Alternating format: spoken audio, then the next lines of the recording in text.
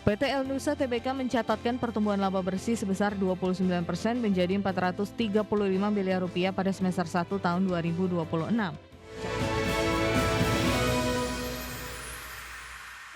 PT El Nusa Tbk mengantongi laba bersih sebesar 435 miliar rupiah di sepanjang semester pertama tahun 2026. Pertumbuhan laba hingga 29% ini didorong oleh peningkatan volume bisnis serta efisiensi operasional hulu dan logistik energi. PT El Nusa Tbk mencatatkan pertumbuhan laba bersih sebesar 29% menjadi 435 miliar rupiah pada semester 1 tahun 2026. Capaian ini meningkat dibanding periode yang sama tahun lalu sebesar 336 miliar rupiah. Pertumbuhan laba bersih emiten berkode saham ELSA ini sejalan dengan kenaikan pendapatan yang tumbuh 9% mencapai 7,6 triliun rupiah. Laju pertumbuhan laba yang melampaui pendapatan mencerminkan peningkatan efisiensi operasional perseroan secara berkelanjutan. Dari sisi portofolio bisnis, segmen penjualan barang serta distribusi dan logistik energi masih menjadi penyumbang utama dengan porsi 65%. Sementara segmen jasa hulu migas terintegrasi berkontribusi sebesar 27%, serta jasa penunjang migas menyumbang 8%. Pertumbuhan kinerja operasional ini turut mengerek EBITDA perseroan yang naik 16% menjadi 862 miliar rupiah. Selain itu, net profit margin perseroan juga terkerek naik menjadi 5,7% atau tumbuh sekitar 19%. Direktur Keuangan El Nusa Nelwin Aldriansyah menegaskan, perseroan memiliki fundamental yang kuat untuk melanjutkan momentum pertumbuhan bisnis. Diversifikasi portofolio serta disiplin keuangan menjadi fondasi utama perseroan dalam menjaga tingkat profitabilitas. Adapun memasuki semester kedua, perseroan optimistis dapat mempertahankan pertumbuhan bisnis yang sehat di industri energi. Langkah strategis ini diharapkan mampu memberikan imbal hasil yang berkelanjutan bagi seluruh pemegang saham. Berbagai sumber IDX Channel. PT Argo Pantes Tbk memperoleh fasilitas pinjaman berjangka senior senilai 133 miliar rupiah dari PT Indonesia Infrastructure Finance. Dana pinjaman ini dialokasikan untuk renovasi gedung serta pembangunan pergudangan modern baru bersama JNT Cargo. PT Argo Pantes Tbk memperoleh fasilitas pinjaman berjangka senior senilai 133 miliar rupiah dari PT Indonesia Infrastructure Finance. Fasilitas kredit tersebut memiliki jangka waktu pembiayaan selama 96 bulan sejak penarikan pertama. Dalam transaksi pendanaan ini, perseroan menegaskan bahwa antara Argo Pantes dan Indonesia Infrastructure Finance tidak memiliki hubungan afiliasi. Langkah strategis ini dilakukan guna mendukung transformasi serta efisiensi aset properti industri perseroan. Sesuai rencana penggunaan dana, pembiayaan ini akan dimanfaatkan untuk membiayai perbaikan serta renovasi bangunan dan gudang existing milik perseroan.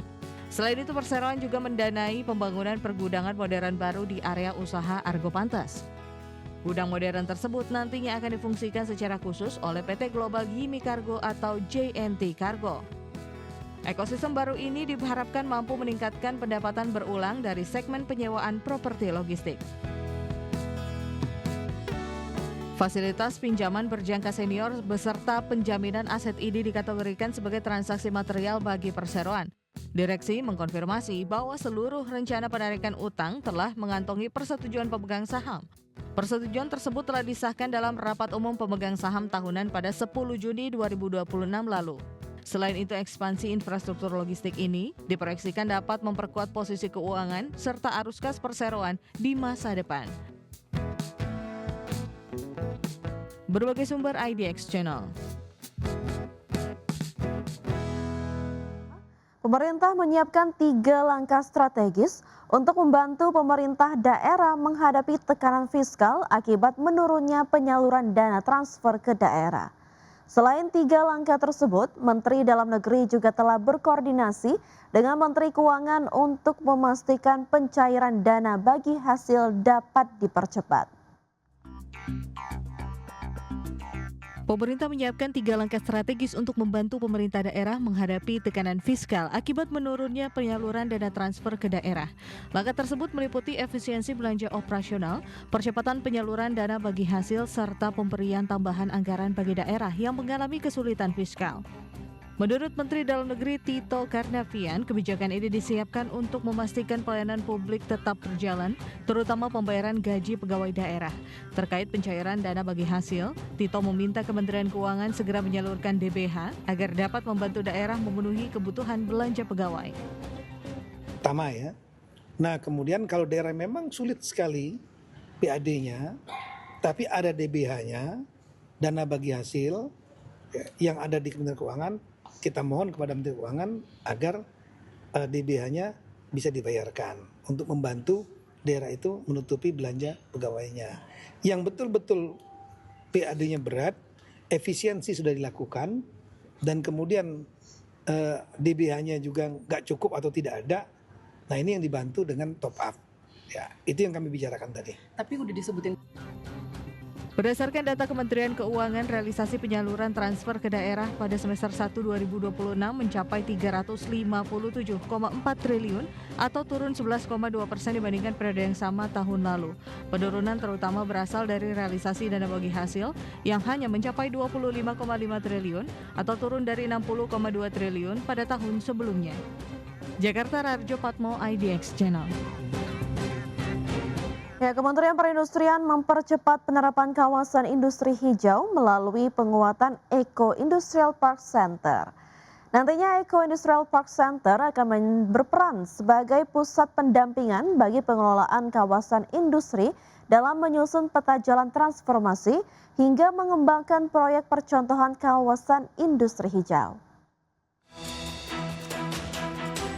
Kementerian Perindustrian mempercepat penerapan kawasan industri hijau melalui penguatan Eco Industrial Park Center.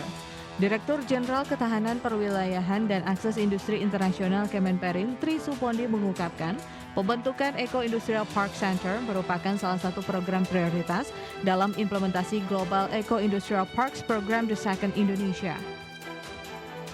Eco Industrial Park Center akan berperan sebagai pusat pendampingan bagi pengelolaan kawasan industri dalam menyusun peta jalan transformasi hingga mengembangkan proyek percontohan kawasan industri hijau. Selain itu, Eco Industrial Park Center juga akan memperkuat penerapan dekarbonisasi industri, ekonomi sirkular, simbiosis industri, serta berbagai praktik pembangunan industri yang berkelanjutan.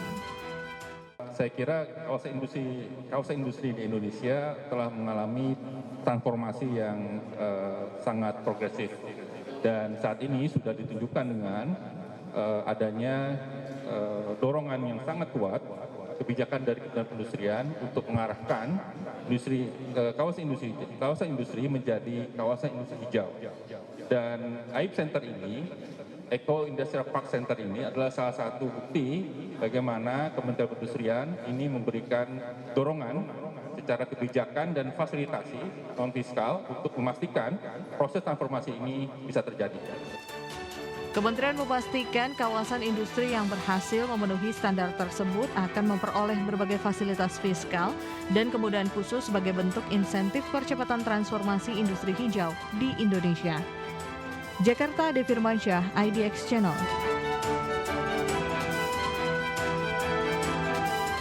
Ya, Bank Sentral Amerika Serikat atau The Federal Reserve mempertahankan suku bunga acuan di level 3,5 hingga 3,75% pada FOMC periode Juli 2026. Keputusan untuk mempertahankan suku bunga acuan diwarnai perbedaan pendapat di antara anggota Komite Pasar Terbuka Federal The Fed, di mana 3 dari 12 anggota FOMC lebih mendukung kenaikan suku bunga sebesar 25 basis poin.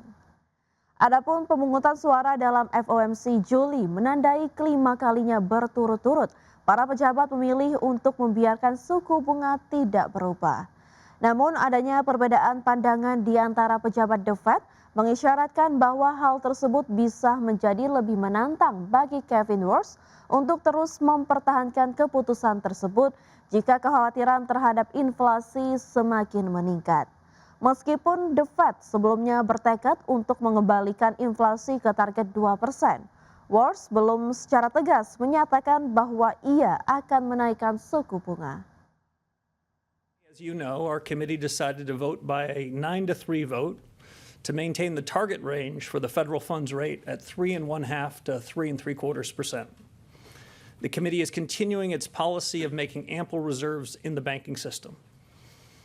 The economy is showing impressive resilience. Even with recent shocks, the trends are positive and reveal solid growth.